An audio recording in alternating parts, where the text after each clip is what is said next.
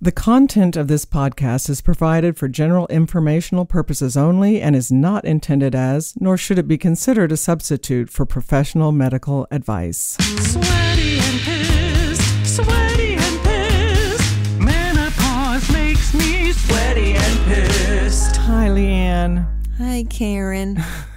Hello, everybody. It's Sweaty and Pissed, Menopause and More. I'm Leanne Morgan, comedian, mother, inflamed.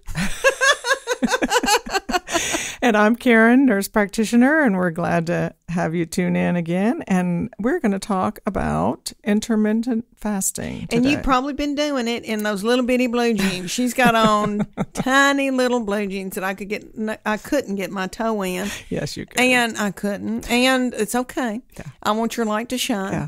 Yeah. But you are so healthy and so fit, and you're such a inspiration to me. You really are. Oh, well, I appreciate that. What size pants are those? I have no idea. I bet are they a 4? No. And you're 5, what, 10? 5'9"? 9. Mm-hmm. Oh, 6? Maybe. Okay, 6. that's like children's size. No, it's not. It's really normal. I've just gotten skewed. Okay. All right. So intermittent fasting. Yes. I know a lot of people doing it Yes. and are doing really well. Yes. And, we had a listener comment on Facebook or ask us what we thought about intermittent fasting. And so I thought, well, we'll just talk about that. Okay. So there are several ways to do intermittent fasting. The first one's called 5-2, meaning for 5 days a week, you eat normal, healthy diet. And 2 days a week, you eat 500 calories a day. So 500 calories total for the day. There's an author, Michael Mosley, who wrote a book called The Fast Diet. And in his book, he talks about all the advantages of intermittent fasting. But what he proposes is this 5-2 intermittent fasting. So, he has cookbooks with a bunch of 500 calorie recipes. And, they're 500 total per day recipes. So five days off and 2 days on of the 500 calories. There are another way that I think a lot of people are doing is to eat only during 8 consecutive hours of the day and no eating for 16 hours. Okay. That's what I've been hearing a lot. And the woman that helps me clean, she has dropped 40-something pounds. Mm-hmm. Yeah, and the only way you're going to lose weight doing this is if you're not just cramming a bunch of eating and she really is poorly. Eating well. Yeah. She's eating well in those 8 hours. Yeah. So you have to eat a healthy diet during those 8 hours. So that's manageable for a lot of people, especially if people is for someone who tends to skip breakfast anyway, to eat an evening meal and then they wouldn't eat until lunchtime the next day. Yeah. Yeah. So basically you would be eating from 12 to 8. Yeah. Noon to 8. So that is another way. Another way to do it is fast for 24 hours, 1 to 2 days a week. And that's harder for some. I would not recommend that for beginning fasters. Who is that, like Gandhi? Who is that? Well, some people can really do, especially 1 day a week, can do a whole 24 hours. Well, I say that, and my good friend that got over breast cancer and is healed and everything's going great, but she had a terrible time and went through terrible chemo. Her husband would fast on the days that because she would get so sick and couldn't eat. So he just used that time to pray for her and fasted, and he lost so much weight. Oh my gosh. And looked good and felt better for her. Yeah. It was sweet. Well, that's a very kind thing to do. I know. Yeah. So another way is alternate day fasting, where every other day you eat only 500 calories on that day. Yeah. That also is probably not for beginning fasters. I would not start with that program, but every other day. There's something called the warrior diet, and that's where you eat small amounts of raw fruits and vegetables during the day, and then you eat one large meal in the evening. And again, healthy meal. Yeah, that's not a chicken Alfredo. Yeah, exactly. Okay. Yeah, or nachos with everything on it at a restaurant, So one meal, large meal during the day, and just small snacks of raw fruits and vegetables during the day. And typically with the warrior diet, people eat based on something like the paleo diet, where you're eating all fresh and raw foods. The other one that might be easier for people is just spontaneous meal skipping. So if you're not hungry, just don't eat. Yeah. Just skip a meal. My high school boyfriend, darling, and I followed him to UT. That's how I got here to UT. And then, and he was in a fraternity, and there was a lot of beer and smell. And I nagged him because I was coming off of the United Methodist Youth Fellowship, and then he broke up with me. But anyway, he was tiny, and he was not interested in food.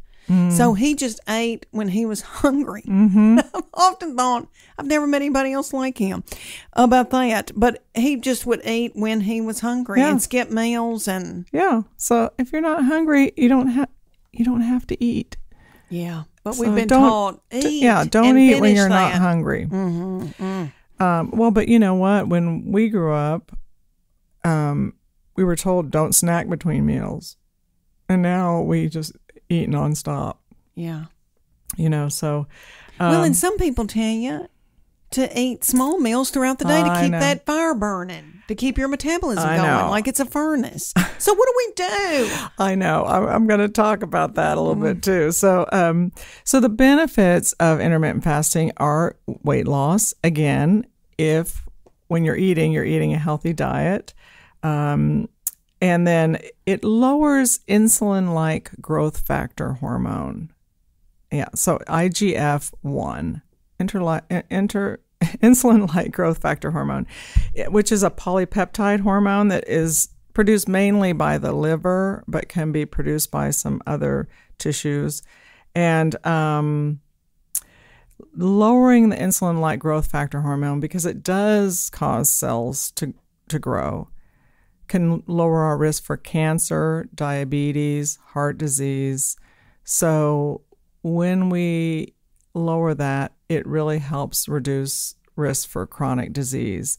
We have a low amount of insulin-like growth factor hormone when we're born. And then as we hit puberty, where we really need a lot of growth spurt or growth energy, that level goes way up.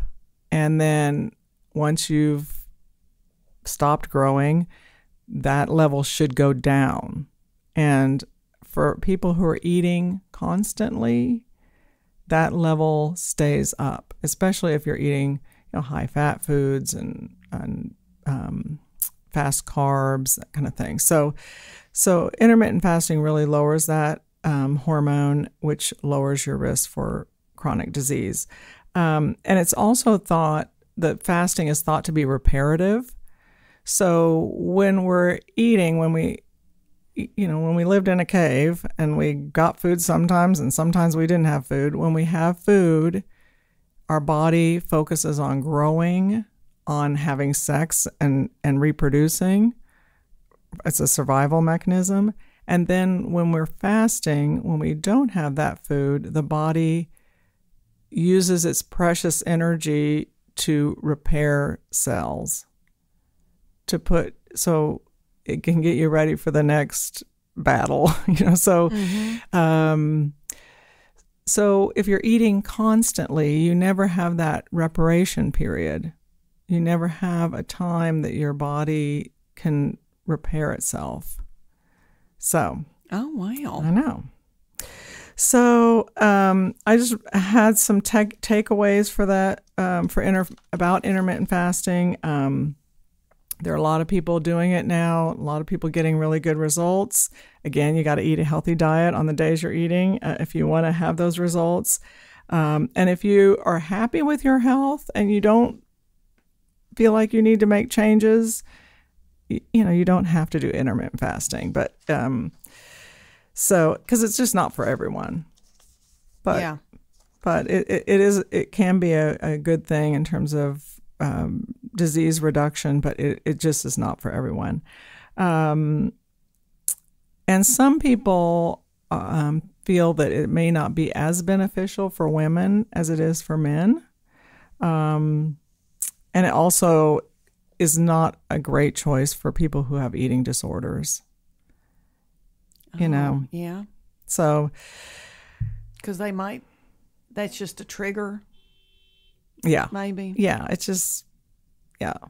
So it's, I'm not saying they can't do it, but, I would think long and hard before starting a program like that if you have an eating disorder. If you decide to try this out, again, you need to eat a healthy diet. It's not possible to binge on junk food on the days that you're eating and expect to lose weight. It just won't happen. So calories still count. So if you want more details on intermittent fasting, there is a book called Intermittent Fasting 101, The Ultimate Beginner's Guide. So if you don't know much about it, that's an excellent book to read. Intermittent Fasting 101, The Ultimate Beginner's Guide. And again, Michael Mosley's The Fast Diet is also a very good read and fascinating because he talks a lot about why our bodies work better with intermittent fasting. Oh. Yeah. Okay. So well, I know that I've learned a lot. Well, good. I've heard a lot of people doing that. Yeah. It's been real popular. So. And there's fasting in the Bible. I mean, there must be something. It goes back generations and generations. I mean, our bodies are designed for feast and famine.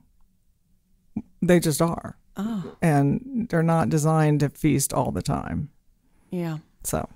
But they can when there's an Arby's down the road, and you don't need to be going. Not that we have anything against Arby's, but you know what I mean. We've just got so much right at our. I know we all live in a cave and have to kill a wildebeest or something. Yeah, we'd probably have a lot more famine if we had to do that. So. All right. Well, and people, we've got a Facebook page. Mm-hmm. Share it with your friends. Yep. We've got Instagram. We're trying to do our Instagram. She's doctoring people and I'm in a car. So, but anyway, we've got all the social media and you can follow us on that. And we're going to post information on our website from what we talked about today. Yep. Okay. And you're going to be on the road. And if people want to find out about where you're performing, they can go to LeanneMorgan.com. LeanneMorgan.com. Yeah. And I'm on all that social media stuff too. She's probably coming to a town near you. Yeah, I'm going all over the United States. Yeah. And dates are being added all the time. It's fantastic. Thank you, my darling. I need to intermittent fasting so that I look nice in my pants on stage. Okay, well, thank you, everybody. Thanks for joining us. Okay, See you next time. Sweaty and pissed.